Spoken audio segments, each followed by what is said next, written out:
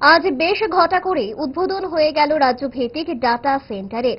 পূর্ত জল সম্পদ দপ্তরের জন্য এই রাজ্য ডাটা সেন্টারের উদ্বোধন হয় রাজধানীর গোর্খাবস্তির বিশ্বরিয়া কমপ্লেক্সে। এই ডাটা সেন্টারে সংরক্ষণ থাকবে সংশ্লিষ্ট দপ্তরের সম্পূর্ণ তথ্য ভান্ডার।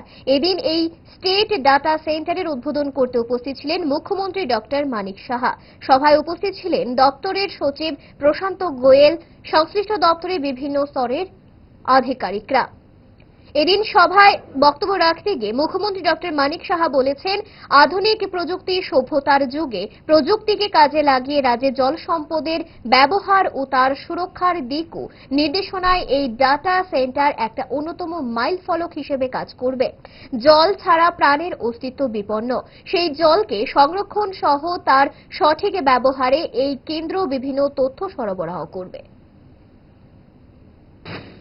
যে পূর্ত জল সম্পদ যে দপ্তর তার স্টেট ডাটা সেন্টারে যে সফলভাবে সেটা যে স্থাপন হয়েছে তার জন্য আমি সবাইকে এখানে সবার সহযোগিতার কারণে এটা কিন্তু সম্ভব হয়েছে। আমি তার জন্য সবাইকে আমি অভিনন্দন জানাচ্ছি। জল আমাদের সম্পদ, এর জন্য নাম দিয়েছে জল সম্পদ।